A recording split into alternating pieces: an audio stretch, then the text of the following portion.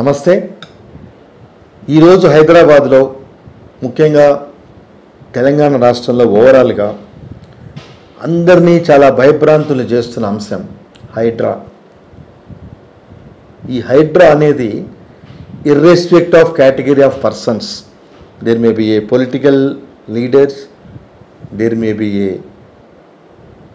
Celebrities, who ever they may be, వాళ్ళ మీద ప్రభుత్వం తీసుకున్న ఒక సీరియస్ యాక్షన్ సంబంధించిన ఒక ఇన్స్టిట్యూషనే ఈ హైడ్రా. అంటే హైడ్రా అంటే Hyderabad disaster response and assets monitoring and protection. అంటే వానలు పడుతూ ఉన్నప్పుడు there must be a way even to storage the water or even to flow on from that particular place. అందుకే చెరువులు నీళ్లు ఉంటాయి. అందుకే మనం చిన్నప్పుడు పద్యం చదువుకుంటాం, చెరువు నిండా నీళ్లుంటేనే కప్పలు ఉంటాయని. సో అలాగే ఈ ప్లేసులు over a period of time, ముఖ్యంగా హైదరాబాదులు పరిసర ప్రాంతాలు అవుట్స్కర్ట్స్లో ఈ నాలాలను ఆక్రమించటం, స్లోగా ఈ నాలాల్లో కన్స్ట్రక్షన్స్ చేయటం, పెద్ద పెద్ద విల్లాల జోలికి వెళ్ళటం, సో వాటి రూపురేఖలు మార్చటం.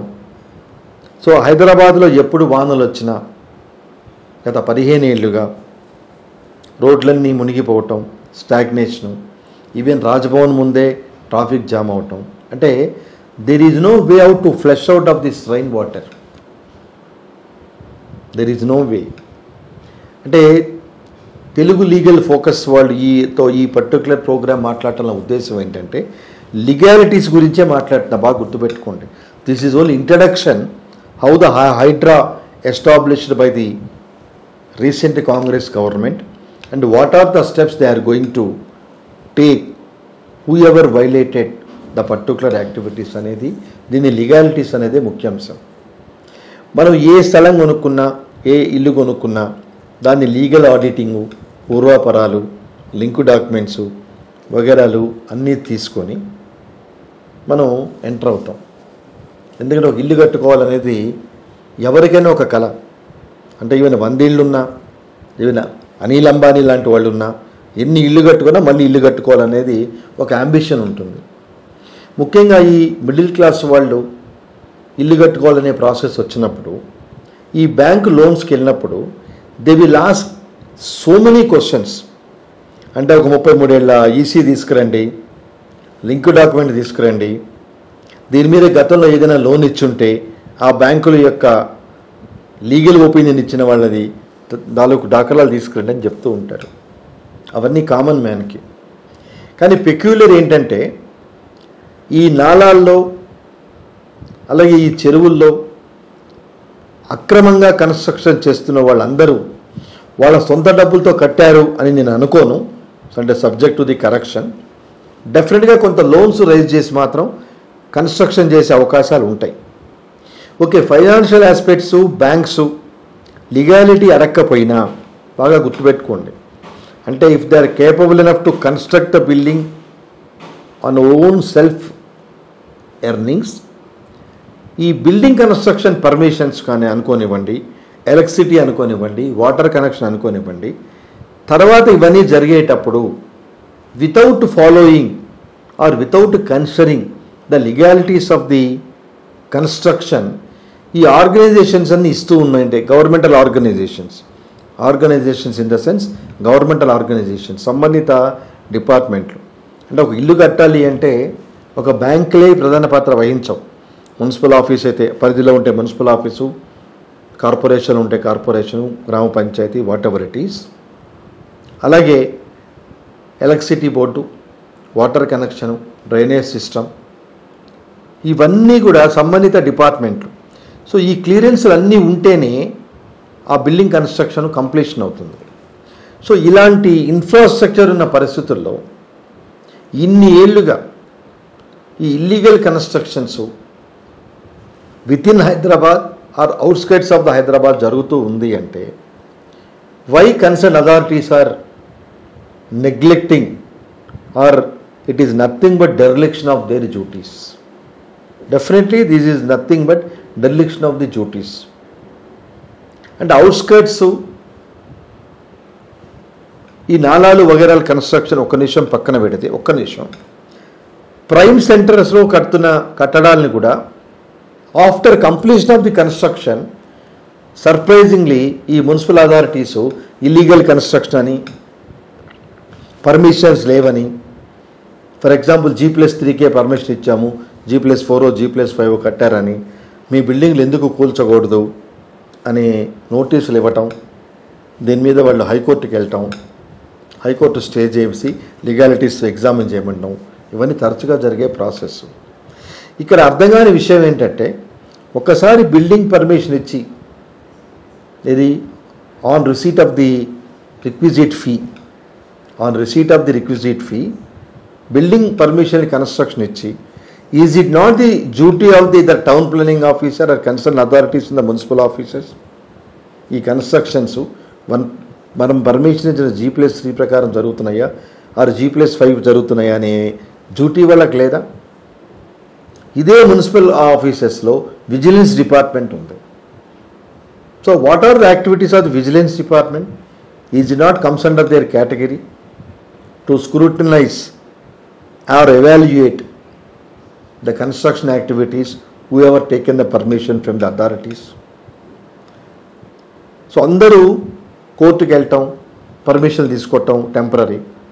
అంటే వీళ్ళందరికీ ఉన్న ఒక గట్ ఫీలింగ్ ఏంటంటే, మన పాటికి మనం కట్టేద్దాం, తర్వాత BRS వస్తుంది, building regularisation scheme. So building regularisation scheme వచ్చినప్పుడు కొంత పెనాల్టీ పే చేస్తే మన ఇల్లీగల్ కన్స్ట్రక్షన్స్ రెగ్యులరైజ్ చేస్తారు. So illegal construction become ratified as a good construction అనే ఒక అపోహలో, అంటే ఆ రకమైన ధైర్యం ప్రజలకు వచ్చింది అంటే, is it not the failure of the government implementation there activities? అంటే మన చుట్టుపక్కల ఉన్న బిల్డింగ్లు ఎన్నో కొడతారు, నోటీసులు ఇస్తున్నారు. అలాగే ఒక విల్లాలో, మన న్యూస్ దుర్గం చెరువు విల్లాలో సుమారు 200 మందికి నోటీసులు ఇచ్చారు. అంటే ఎన్నో కోట్లు ఖర్చు పెట్టి అద్భుతమైన భవనాలు వీళ్ళు కట్టుకున్నప్పుడు, ఎస్, బ్యాలెన్సింగ్ సిచ్యువేషన్ ఎక్కడుంది? అంటే కన్స్ట్రక్షన్ చేసేవాళ్ళే ఇది ప్రాపర్ ఆథరైజ్డ్ ల్యాండ్ టు కన్స్ట్రక్టా, లేకపోతే ఇల్లీగల్ ఎంక్రోచ్మెంట్సా, దీనికి పర్మిషన్లు ఉన్నాయా అని బ్యాక్గ్రౌండ్ చూసుకోకుండా అక్కడ కన్స్ట్రక్షన్ కట్టడం అనేది definitely it is a grave mistake of that particular owners of the building. అంటే ల్యాండ్ యొక్క లీగాలిటీస్ తెలుసుకోకుండా మనం కబ్జాల్లో ఉన్న ల్యాండ్ అనుకోనివ్వండి, లేకపోతే నాలాల్లో ఉన్న ల్యాండ్ అనుకోనివ్వండి, ఇంకా చెప్పాలంటే చెరువులో ఉన్న ల్యాండ్ అనుకోనివ్వండి. సో ఇవన్నీ ఉన్నప్పుడు మనం ఈ ల్యాండ్లో కట్టచ్చా? ఈ ల్యాండ్ గవర్నమెంట్ ఆథరైజ్డ్ ల్యాండ్ కాదు, ఇది నాలా ల్యాండు, ఇది కబ్జా ల్యాండు, అయితే చెరువుల ల్యాండు. సో FTL పరిధిలో ఇవన్నీ ఉన్నాయా లేదా అనే ఒక విచక్షణ లేకుండా, ల్యాండ్ దొరికింది కదా, పర్మిషన్లు వస్తున్నాయి కదా అని చెప్పి ఒక గ్రూప్గా ఫామ్ అయ్యి, అది ఎవడో రియల్ ఎస్టేట్ వాడు వెంచర్ వేస్తాడు. సో రియల్ ఎస్టేట్ వాడు వెంచర్ వేసినప్పుడు ఈ వెంచర్ ప్రాపర్గా ఉందా లేదా? First of all settled law గుర్తుపెట్టుకోండి. ల్యాండ్ ఎవరిదో వాడు ఆథరైజ్డ్ పర్సన్, దాని మీద మీరు తాజ్మహల్ అయినా కట్టుకోండి. When you have occupied illegally a particular land and carried out the constructions, definitely the particular building is entitled for demolition. It is a settled law. So ఇంత legalities ఉన్నప్పుడు, అంటే అవి ప్రేక్షకులకి రావచ్చు, 14 ఏళ్ల క్రితం 20 ఏళ్ల క్రితం కట్టిన కట్టడాలు ఈరోజు కూల్చొచ్చా అని. First of all, who authorised you to construct? అంటే మున్సిపాలిటీ వాళ్ళు ఎవ్రీ ఇయర్ ట్యాక్స్ వసూలు చేస్తున్నప్పుడు కానీ, అలాగే ట్యాక్స్ అసెస్మెంట్ అప్పుడు కానీ, మళ్ళీ ఆ చోట ఒక బిల్డింగ్ ఉంది అని ఫిట్మెంట్ పర్మిషన్స్ ఇచ్చినప్పుడు కానీ వాళ్ళకి తెలీదా అండి ఈ బిల్డింగు కన్స్ట్రక్షన్ లీగలా ఇల్లీగలా, ఈ ల్యాండ్ ప్రాపర్గా ఆథరైజ్డ్ ల్యాండా కన్స్ట్రక్షన్స్ క్యారీ అవుట్ చేయడానికి అని ఇవన్నీ చూడరు. అంటే వాళ్ళ డెర్లిక్షన్ ఆఫ్ డ్యూటీసే ఈరోజు ఈ హైడ్రా యాక్టివ్ రోల్ తీసుకోవటానికి అవకాశం ఇచ్చారు. సో వీళ్ళందరూ హైకోర్టుకి వెళ్తే హైకోర్టు ఏం చెప్పింది, మార్గదర్శకాలు ఇచ్చింది, ఈ రకంగా మీరు దాన్ని పరిగణలో తీసుకోండి అని. చట్ట ప్రకారం పోండి, నోటీసులు ఇవ్వండి. నోటీసులు ఇవ్వటం అనేది ప్రిన్సిపల్స్ ఆఫ్ న్యాచురల్ జస్టిస్. ఒక యాక్షన్ తీసుకునే ముందు ప్రభుత్వం ఈవెన్ ఫర్ టెర్మినేషన్ దేనికైనా కానీ నోటీస్ ఇవ్వటం అనేది ఒక సాంప్రదాయం. సో మీరు నోటీస్ ఇవ్వండి, పూర్వపరాలు పరిశీలించి తగిన నిర్ణయం తీసుకోండి అని చెప్పి ఉన్నత న్యాయస్థానం చెప్పడం జరిగింది. అంటే మీరు కన్స్ట్రక్షను ప్రాపర్గా క్యారీ అవుట్ చేయకుండా, ఆ ల్యాండ్ యొక్క లీగాలిటీ తెలుసుకోకుండా మీరు కన్స్ట్రక్షన్ చేసి in collusion with various factors, అందరికీ తెలుసు, నేను ఓపెన్ డొమైన్లో మాట్లాడాల్సిన పని లేదు. కబ్జా ల్యాండ్ల్లో, నాలా ల్యాండ్ల్లో, చెరువుల్లో బిల్డింగులు ఎలా కట్టారు అనేది it is a open secret. So ఆ పనులన్నీ చేసిన తర్వాత పోస్ట్ మార్టం వచ్చేటప్పటికి మేము 14 ఏళ్ళ నుంచి ఉన్నాం, 15 ఏళ్ళ నుంచి ఉన్నాం, ఇల్లీగాలిటీ. మీరు తప్పుడు ధృవపత్రాలతో ఉద్యోగంలో చేరారనుకోండి, the moment the news has come and it is proved your entry itself is illegal, you will be terminated from the services. అంతేకాని మీరు 20 ఏళ్ళ నుంచి ఒక ఆఫీసర్గా పనిచేస్తున్నారు కదా అని చెప్పి no government, no court will support your illegal entry in the department. అది లా.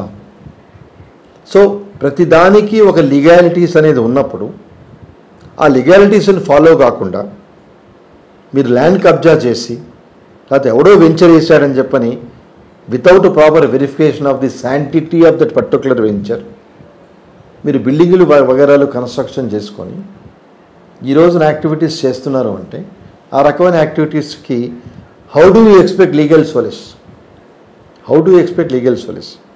కాబట్టి ఈరోజు హైడ్రా చేస్తున్నది దీన్ని ఎలా చేయాలి, దీన్ని ఎలా నిర్వీర్యపరచాలి అనే యొక్క ప్రయత్నాలు చేయకుండా, సో న్యాయస్థానాలు కూడా అంటే న్యాయస్థానాల యొక్క ఆర్డర్ని విమర్శించే హక్కు మనకు లేదు. Let judiciary also focus on the particular aspects. Durgam చెరువులో ఈరోజు న్యూస్ చూస్తే చాలా సెలబ్రిటీస్ వాళ్ళందరూ అక్కడ 204 విల్లాస్ ఏవో కట్టుకున్నారు, అవన్నీ ఎంక్రోచ్మెంట్ చేసి కట్టుకున్నారు అంటున్నారు. అంటే regularise what is the main concept?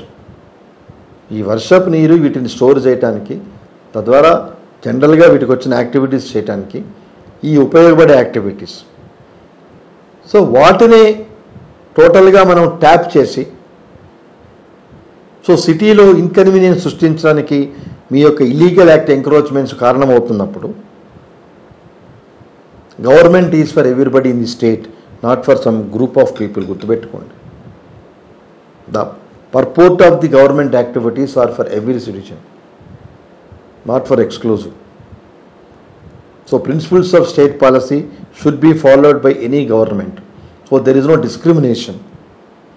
When there is no discrimination in principles of directive principles of state policy, this is the main one of the functions of the any government to protect the interest of the lands, buildings, and also welfare of the people when such illegalities are committed by the group of people.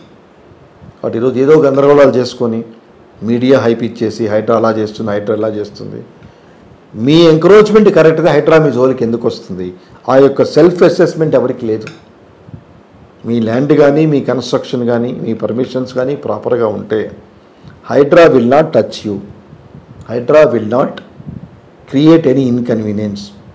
If at all Hydra creates any inconvenience against law or against your legality, you have every right to approach the honorable court, take appropriate action against the concerned officers, and also ask for damages for the acts committed by the government officials. So దయచేసి దీన్ని పాజిటివ్గా స్పందించి, we all are supporting, as a senior advocate I am supporting the activities of the Congress government and the functionings of the Hydra. Definitely ఏదో ఒక టైంలో మార్పు రావాలి, ఏదో ఒక టైంలో ఇల్లీగాలిటీస్ అనేది రెక్టిఫై కావాలి. ఇవి ఇలాగే నడుచుకుంటూ వెళ్ళిపోతే మన ఐడెంటిటీ, అంటే ల్యాండ్ ఐడెంటిటీకే ప్రమాదం కలిగే కార్యక్రమాలు కాబట్టి డెఫినెట్గా దీన్ని ఎవరు హర్షించదగ్గ విషయం కాదు. కాబట్టి ఏ చర్యలు తీసుకున్నా, అంటే దీని ద్వారా ప్రేక్షకులు తెలియజేసేది ఏంటంటే, భవిష్యత్తులో మీరు ఏ ల్యాండ్ కొన్నా, ఏ కన్స్ట్రక్షన్స్ చేసుకోబోతున్నా, please make an enquiry about the legal status of the land. అంతేగాని కబ్జా ల్యాండ్ కదా, కాలువలో ల్యాండ్ కదా, నాలాలో ల్యాండ్ కదా, చెరువులో ల్యాండ్ కదా, మార్కెట్ రేట్ కన్నా 10 రూపాయలకి తక్కువ వస్తుంది కక్కుర్తి పడవు. లేకపోతే రేపు ఎవరో మనల్ని కాపాడుతారు, మనం సెలబ్రిటీసు, హై ప్రొఫైల్ పర్సన్స్, ఈ తర్వాత ప్రాబ్లం వచ్చినప్పుడు చూసుకుందాం, ముందైతే మన కన్స్ట్రక్షన్ టేకప్ చేద్దాం కదా అంటే ఇలాంటి ప్రాబ్లమ్సే ఫేస్ చేసుకోవాల్సి వస్తుంది. కాబట్టి beware before either you buy the land or you are carry out the constructions, you ensure the land is free from all kind of encumbrances. The land should be free from all kind of encumbrances. Namaskaram.